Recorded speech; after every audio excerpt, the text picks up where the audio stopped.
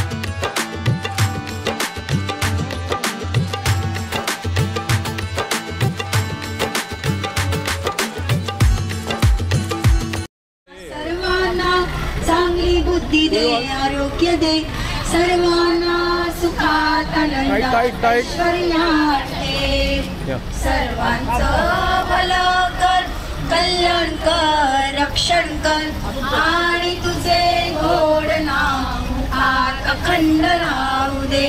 प्रत्येक कृती राष्ट्रहिताची, विश्वशांतीची, प्रत्येक कृती राष्ट्रहिताची, विश्वशांतीची, प्रत्येक कृती राष्ट्रहिताची, विश्वशांतीची.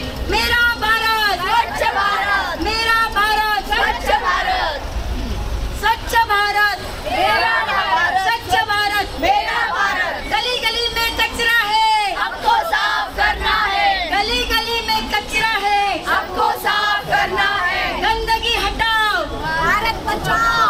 गंदगी हटाओ, भारत बचाओ. रस्त्यावर थुंकू नका, रोगांना वाढवू नका. रस्त्यावर थुंकू नका, रोगांना वाढवू नका. रस्त्यावर थुंकू नका, रोगांना वाढवू नका. प्रत्येक कृती राष्ट्रहिताची, विश्वशांतीची, प्रत्येक कृती राष्ट्रहिताची, विश्वशांतीची, प्रत्येक कृती राष्ट्रहिताची, विश्वशांतीची. स्वच्छ रहेगा भारत तो समृद्ध बनेगा भारत. स्वच्छ रहेगा भारत तो समृद्ध रहेगा भारत. स्वच्छ रहेगा भारत तो समृद्ध रहेगा भारत. स्वच्छ रहेगा भारत तो समृद्ध रहेगा भारत. मेरा भारत स्वच्छ भारत, मेरा भारत सुंदर भारत, मेरा भारत स्वच्छ भारत. भारत माता की जय.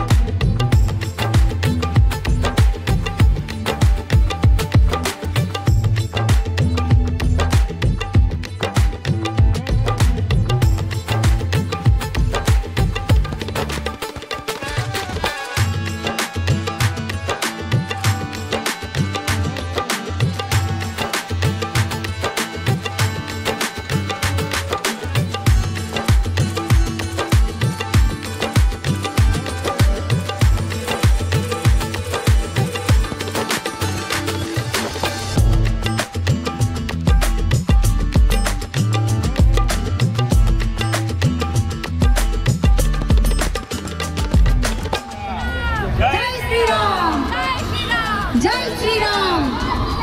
मातरम वंदे.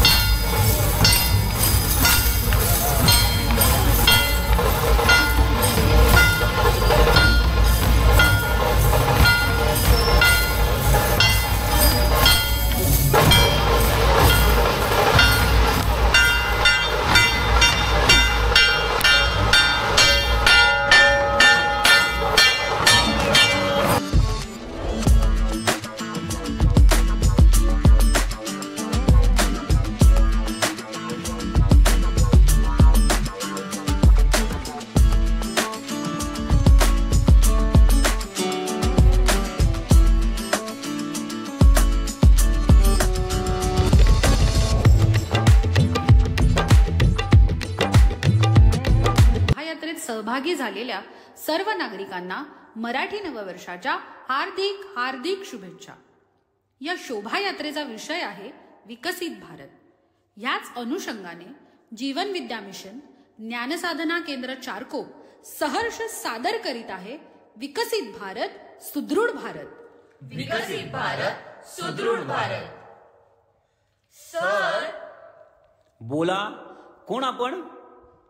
सर मी इंजिनियर प्राची पाटणे. सर मी डॉक्टर संकेत मसूरकर. सर मी वकील रिद्धी दिळवे. सर, मी IPS अधिकारी प्रगती साबळे.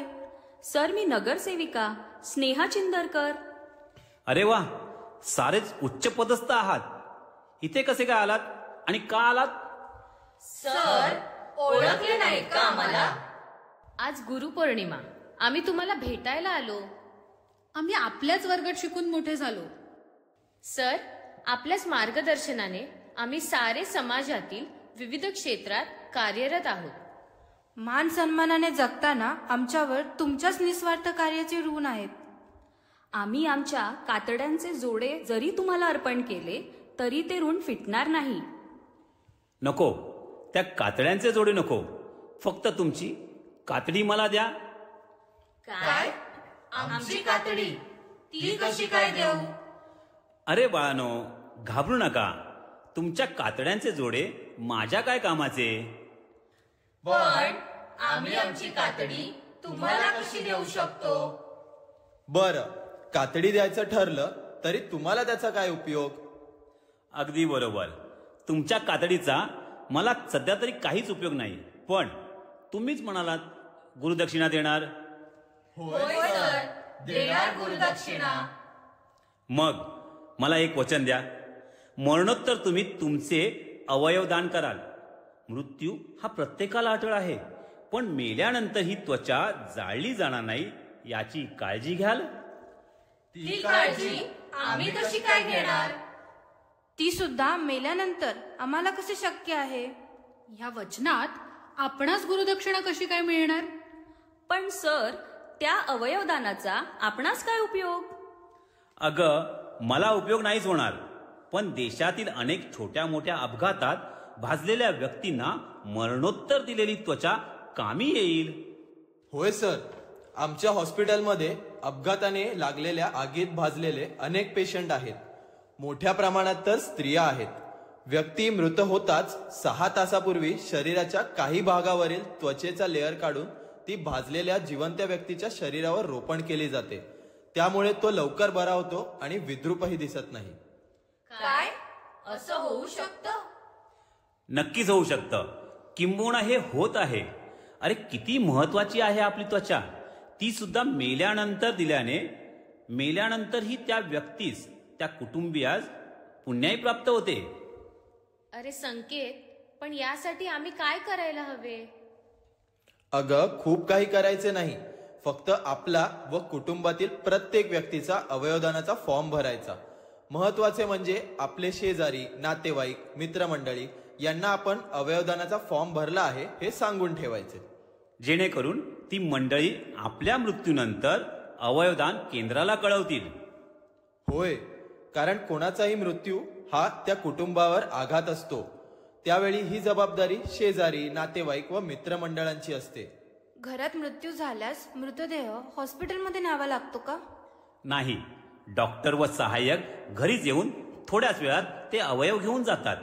नक्कीच सर, आम्ही आपणास वचन देतो. तसेच नेत्रदान ही मृत्यूनंतरही शक्य आहे. हो, अरे आपले हे 2 डोळे जळण्यापूर्वी दान केल्यास 2 अंध व्यक्तींना दृष्टी प्राप्त होऊन ते तुमच्या नेत्रातून सुंदर सृष्टी पाहू शकतात. पण संकेत, मृतदेहावरील त्वचा किंवा नेत्र काढल्याने तो मृतदेह विद्रूप दिसत असेल ना? आणि जुन्या लोकांकडून ऐकले की पुढील जन्मी ती व्यक्ती अंधळी जन्माला येते. नाही ग, त्वचा व नेत्रदान केल्याने मृतदेह विद्रूप होत नसतो. पुढील जन्मी तो अंध म्हणून जन्माला येतो. ही एक अंधश्रद्धा आहे. म्हणूनच या विज्ञान युगात ज्ञान घेऊन जगताना सामाजिक बांधिलकीचे भानही आपणास ठेवता आले पाहिजे. नक्की सर, आम्ही आजपासून आमच्या आसपास कुणाचाही मृत्यू झाल्यास त्या कुटुंबाच्या परवानगीने त्यांची माहिती अवयवदान केंद्रास नक्कीच देऊ. या समाजकार्यात सहभागी होऊन आपणास गुरुदक्षिणा देऊ. हो सर, नक्की. तुमच्या ऋणातून मुक्त होण्यासाठी मी माझ्या विभागातील अनेक सामाजिक मंडळांच्या माध्यमातून सर्व नागरिकांमध्ये अवयवदानाबद्दल जागरूकता निर्माण करेल. धन्यवाद बाळांनो. हीच माझी खरी गुरुदक्षिणा असेल. अवयवदान सर्वश्रेष्ठ दान. विकसित भारत, सुदृढ भारत. धन्यवाद.